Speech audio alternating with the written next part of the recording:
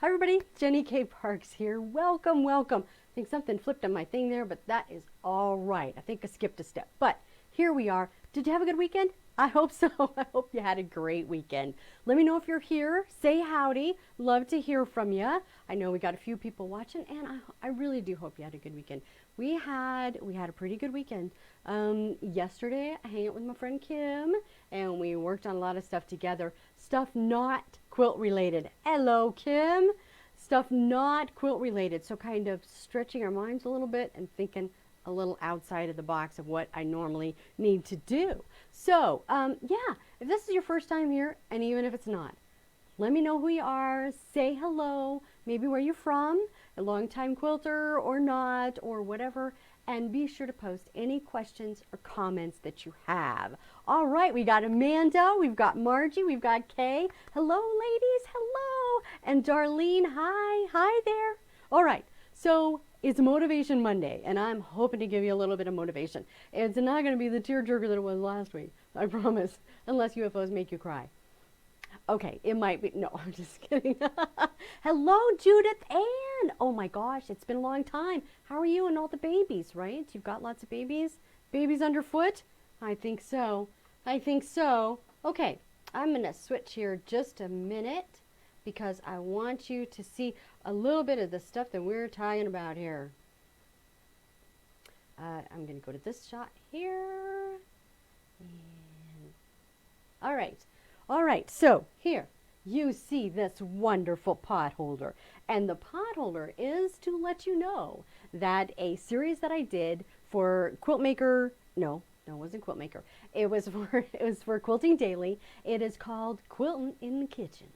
And, well, actually, it doesn't have that southern accent. I could have put it in there, but I didn't do that. I didn't do that. Hi, Kay. Had a great weekend. Yay! Yes, that was Saturday. Oh, did I say Sunday? Oops. Okay. It was Saturday that I went over. Sunday, I just kind of, no, what did we do? We took puppies for a really long walk. I mean, really long walk, but it was good. Or was that Saturday? Now I don't remember. I think that was Saturday. We went for a really long walk. Okay, never mind. The weekend is gone. It's done. On to Monday. All right, so this pot holder is one of the things that I made in Quilting in the Kitchen. There are 3 lessons to it. And again, this pot holder is one of them, one of the things I made. Lovely pot holder, yes. And I share all the tips and tricks that I have for it. I even used a book from the 1940s to come up with one of the pattern ideas for this. So it's 3 episodes and 3 awesome recipes that are delicious. And I'm sorry, and I think I posted in the Jenny K. Quilts and Friends, the trailer for it is just hilarious. It's very campy, very 50s, and I'm wearing my mother's brooch she wore in high school in the 1950s. Beautiful rhinestone brooch to the whole thing, and there's fantastic assortment of aprons, and it's really, really a lot of fun. So be sure, check that out. At least check out the trailer, but it's a very fun course. Going to be starting soon. I think they have it available for a limited amount of time. It is on Quilting Daily, called Quilting in the Kitchen. Or you can Google Quilting in the Kitchen, or go to YouTube and put Quilting in the Kitchen in the top, and you'll see the adorable, adorable trailer. Very funny. Hi, Darlene. Welcome. Hello, Deb. Oh, Amanda. Yay. Amanda's checked in. She is safe from the hurricane. Good. How's your arm, Amanda? How's that wing? Holding together there? All right. Next thing I want to remind you guys about before we get down to today's topic. This was the one supposed to be first. There we go. There we go. If you have been following along, and even if you haven't, okay. So this Thursday, Kate and I are going to put a bow and finalize the Color Play Challenge with Kate and Jenny K. We are going to show our finished work. We're going to talk about all kinds of stuff with it and just kind of wrap up everything. If you still want to get in on the challenge, it is not too late. You can come up with different ideas. The challenge was that we each took 3 of the same fabrics, 3 different fabrics, 2 of the same blocks, and came up with completely different designs. It is pretty amazing. You can follow it on Kate Colleran's page, seemslikeadream.com, and it's that's her Facebook page, And you can follow it on my page as well, Jenny K Quilts, Facebook page. And I have the pattern now for both the block and my quilt available on my website. Check them out because I have some special tips about color, which I know is a big question for y'all. And I have some secrets, the tricks that I share for matching the points and working with triangles. Because, right, what is the point with the triangle? The point is the point with the triangle. So we want to make them magical. And part of the challenge is coming up with completely different colorways where everything is changed. Look at that one. I love this one. I love it. I love the little cherries and stuff. I think that's really cool. And then this one too. That's another one of my faves. I love that. Just the green in there and then with the orange. And, just pops. It just pops. I love it. Okay. So be sure to go to Kate Colleran's page, Seems Like a Dream. And she's on Facebook. She's got her website, Kate Colleran, seemslikeadream.shop. And then you can also go to my website, jennykquilts.com, and check out the patterns. And grab those because for right now, until the end of the year, they're a really good deal. That's all I'm going to say. That's all I'm going to say. Okay, so let's talk UFOs. Blech. Oh no! Wait, I have one more thing. I had a note. Okay, so I'm gonna make this a big screen here. All right. So you see the background behind me. I have posted.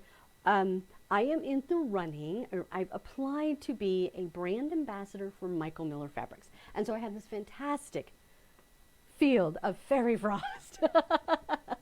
But I am hoping that I can get your support. If you think that I would be a good person, good brand ambassador for Michael Miller Fabrics, I have posted a page. I've put a post on the top of, I pinned it to the top of my Jenny K Quilts page. And you can share that. And you need to just tag Michael Miller Fabrics and hashtag Michael Miller Fabrics, hashtag making fun, hashtag pick Jenny K. And hopefully they will pick me. I think it'll be a lot of fun. If not, it's all right. But I think it will be a lot of fun to do that. So that's why I have this fairy frost here. And I just want to say, if all else fails, use fairy frost. I'm just saying, because it's awesome. It's beautiful stuff. Okay, let's see who else we have here. Hi, Patty. Welcome, welcome. Hi, Diana. Yay. The elbow's getting straighter. Amanda, the elbow is supposed to bend, I think, right? It's supposed to bend. Okay. And now we're on to our topic. And here, let me switch camera shots here. Okay. So you have your pile of UFOs. Now there's two philosophical approaches that you could do with them. I'm assuming that you are aware that you have your pile and that your pile is big. And your pile is stressful. Oh, I want to take my watch off because it glows. I forgot, it gets all shiny in there. All right, so how do you handle this? There's kind of two trains of thought, two methodologies that you could embrace to do this. One is the methodology, tackle the worst first. So like if you say, this is the awful one, I don't know how to quilt it, I don't know what I'm going to do, I better just, and I'm dreading it, right? If it has that dread that keeps you from doing any of these things, then maybe you tackle the worst first. And I also want to hear from you guys. Please put in the comments if you, like, here's the way you do it, or you don't do it, or whatever. Yeah, I'd be interested in hearing your comments, how you tackle UFOs. I know a lot of people, and may your tribe increase, but you're the kind of people who say, I'm not going to start anything else until I finish that one. Well, good. I sometimes have the attention span of a butterfly, and I flit from one thing to the other, and it's hard for me to settle and focus. So my problem is that I have this huge pile of stuff. Now, if I, and so just saying, don't start any other projects until you finish your UFOs. I get that. I totally understand. But what am I going to do with this big pile of UFOs? So first way of thinking about it is tackle the worst first. So if this is my worst, if this is the one that makes me feel ill every time I think about dealing with it, let's take that first and get it out of the way. Just finish it and be done. And then you'll feel like a weight is lifted off your shoulders. Okay, I see we have some more comments here. I would do the easiest to get me in the mood. Now, Patty, you're right on the money there. Okay. Yeah, easiest first to get you in the mood. And so that is another huge one. We'll just pretend like this one's easy. It just needs to be basted and quilted, and that's it. And because we all know I'm rocking that free motion stuff, it's great. Okay. So yeah, that's the other psychological way. And it can help get momentum. And what I mean by that is you kind of create the snowball effect. If you take care of all the little bits, right? Little bit, you'll realize, oh, that one's done, that one's done, that one's done. How many of you have stacks of stuff that's like, oh, that's just waiting for the binding. Oh, I forgot to put that little ribbon on. Oh, that just needs a label. It's out the door. Tackle those and you'll gain momentum. You'll start to feel better about everything that you're doing. Let's see. Margie, you make deals with yourself. Finish 2 for every one you start, for instance. Ooh, I like that. I like that. Finish 2 for every one you start. That's good. That's good. This will require, I hate to say it, this will require discipline and focus. I know, right? Who thought we'd need these later in life? But we do. Discipline and focus. Getting a drink of water there. Okay. So, yeah, I think taking that little bit, and you have to just keep working on it. Taking the quickest. I like that, Deb. Yes, taking what is the quickest, what has the smallest amount to get done. Another thing to think about, which my friend Marianne Jeffrey pointed out to me, and she has a fun Facebook page. It is called Quilts in the Wild, where pictures of quilts taken outside and everything. But Marianne Jeffrey reminded me that, as a creative person, sometimes you say, I just don't feel a spark for this thing anymore. And it's important to kind of remember, like, oh, what did I like about this? What motivated me to start it in the beginning? And that might help you kind of emotionally get a little bit more engaged in taking on this project again. But if you're done, if you're like, the spark is just not there, that is not happening for me, maybe it's just time to move on, time to let it go. But yes, so again, 2 ways of thinking about it. Tackling the worst first, or tackling the smallest first. Whatever it's going to take to get you momentum, that's what you need to do. I'm interested in some other ideas that are there. Marlo, welcome. And hi, Barbara. I think I said hi to you, but I just want to make sure. I don't want to miss anybody. Hi, Doreen. Let's see. Marlo, you have 6 waiting to be quilted because you don't know how I'm going to quilt them. Oh, 3 waiting for binding and 3 others have done. Well, girl, you could whip out that binding so fast. Hi, Doreen. It's Thanksgiving in Canada. How wonderful. Oh, Canada, our home and native land. You betcha. No, that's wrong. That was wrong. I'm sorry. I didn't mean to do that. Oh, you love it when I'm showing my UFOs. Oh, honey, this was just the closest pile I could grab. Because there's ever so many. But these are small enough now. I could base them and I could quilt them. And I'm having so much fun, you guys, with the free motion. I really, really am. Any other ideas? Oh, I love this.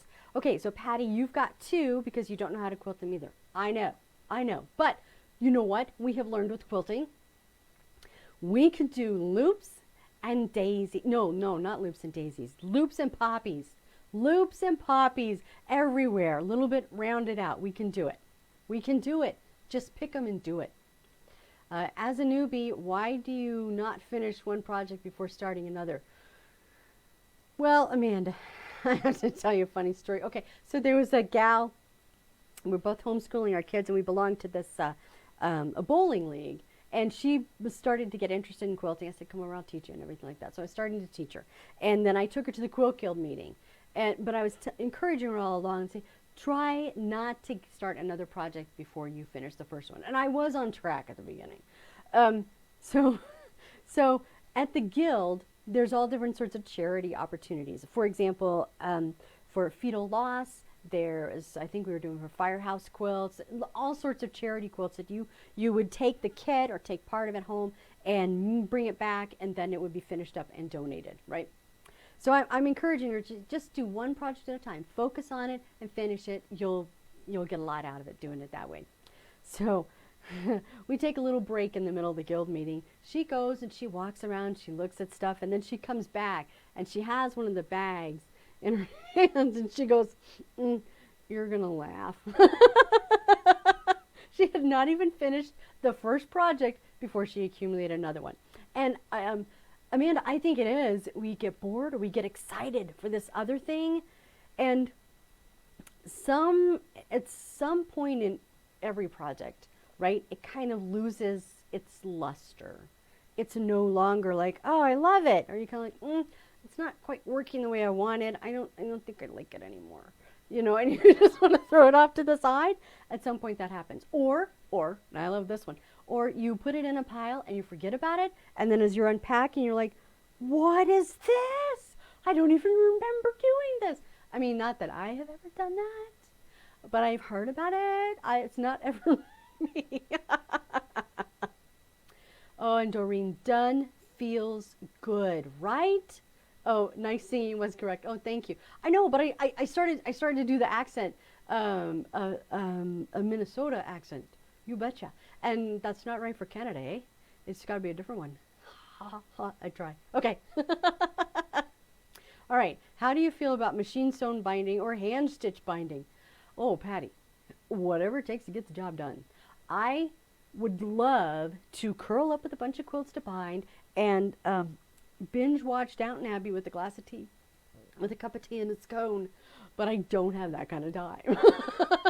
So I am machine binding all the way every time I can.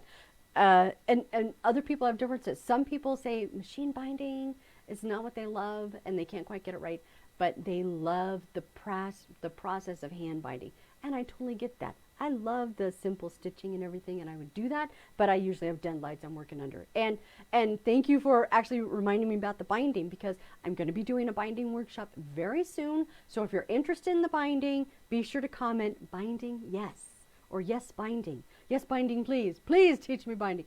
Something like that. But it's going to be machine binding, and it's all by machine, and it finishes very nicely. Now, I got a dog hair. The dog hairs all over my face. So I wouldn't do machine binding, all machine binding for like a contest or something. I wouldn't do that because they're much more particular, and you know, you might have little slip ups and everything, but machine binding, I can do it, and I can do it beautifully. And if you're interested, put it in the comments. Okay. All right, let's see. How about a random draw for which one to start? Oh, Margie, I like that idea. Yeah, right? Because we talked about part of that process that I talked about several weeks ago about writing down everything that you have and giving it all a name. That process, then you could say, okay, I'm going to draw and I'm going to take this one. That's really great, especially if you have several that are in the same phase. Nice idea, Margie. I like that. So let's see, Kim was responding there. Why do you switch topics? Boredom, more interesting project caught my eye. Someone needed something sooner. Yes, that time thing, the time marches on. People are having babies, people getting married, people having anniversaries, whatever. Time marches on. You're like, oh, I have to shove this aside and get something else. Okay, let's see. I am the same until this year. Hi, Betty. Yay! We've been missing you too, girl. I may be strange. I make one project at a time and clean up after each project. Marge, you are awesome. May your tribe increase. We would love more more details about that. And I think I talked about this a while ago, that when I talked about messies versus cleanings, right? That what we really need to have is focus. Oh, it was chasing two rabbits. What happens when you chase two rabbits? You catch neither. And that's what happened when we do it. We catch neither. All right. Yeah, this year kind of threw a monkey wrench into everything. All of life changed all stuff. Oh, Betty, you're coming to Colorado. Yay! Yay! Doreen, having something at each stage. Planning, purchasing supplies, cutting, quilting by machine or hand and then binding. That's about 6 projects on the go. I think you're right because we like to have the different phases of something like this. I mean, obviously, I just grabbed tops, right? But this, it needs to be trimmed, clearly. That's a jelly roll quilt. I love jelly roll raised quilts. And, but yeah, having stuff at different steps because, yeah. But I think we gain more by focusing on it. I really think we do. Let's see. I have hand sewn the first 6, but machined the last 2. Yep, go for it. Whatever you need to get the work done. Yes, please. Interested in your binding technique? Yay, yay. Okay, I'll have news about that very soon. As soon as I get myself situated with the calendar here. You need to buy a very big hat and put in. Oh, okay. So if you're gonna pick by number, you need a real big hat. I might need a mixing bowl. That's all I'm saying. All right. So that's really about it, you guys. I'm very interested in what ideas people have to help you do it because sometimes what's going to work for me won't work for you.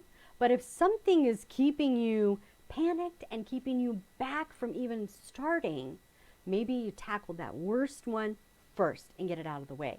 But I also think you can gain tremendous momentum by doing a little bit at a time.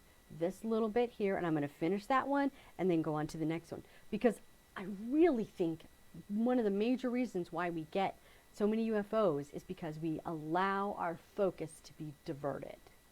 Now, if you're a mom, a lot of you are moms, I mean, there were days that I'd be like, could I just have a complete thought all to myself here? Would that be all right with everybody? I'd like the whole complete thing, please. Start to fit. Darn it. You get all these things that are popping around. I think somehow, somewhere along the way, that becomes our default. Like that's how we function instead of focusing and taking care of everything really well. We switch our function. And that's not the best way to do it. But because remember, this is a hobby. This is an activity you choose. So you can choose which thing you're going to focus on. You can choose what you're going to do. How do you keep your machine binding flat and not rippled? Oh gosh, Betty, my machine binding is never rippled. No, I have some. Okay, so I'll back up a little bit. My machine binding, I finally decided I have to do something. You know what? If I wasn't hooked up, I would grab that quilt right now, but I'm connected here. And I can't grab it right now, but so I was working on a quilt that needed to be, it was going to go in a book. It was going to be in a book. Hang on, I'm going to change here just to me. And so let's see. There we go. All right. So the quilt was going to be in a book that was going to be published by the shop that I was working for. And I did the binding, and I'm in a race. I'm in a hurry to get done. And it was just a mess, you guys. I mean, it looks like this. It was, and the corner was just not square, like, meh. This is a cry for help. Thankfully, they arranged it so that part wasn't in the picture. But it's like, I need to figure out something because I would get wavy bindings and I would pull too much to the front or too much would be in the back or whatever. So I have a lot of steps that I do with it. I have some pressing techniques that even if you're going to hand bind, these pressing secrets work really well. So we're gonna have to dive into that, Betty. We're gonna have to. Let's see. You took an heirloom machine quilting course, Doreen, and the woman said to sort finished tops by size. Start with the smallest one and go from there. You get better as you go. Okay, I'm going to do that right now. This is the smallest. That's my little scrap slab. This is probably second in line, so that would be next. Then this is probably there. And then this, oh, and that's going to be the backing for that one. And then that one, the big one there. Oh, look at me. I fixed my pile. I love that, Doreen. I love that. I love that. Very nice. Very nice. Okay, any other comments? Any other questions? I'll give you just a minute.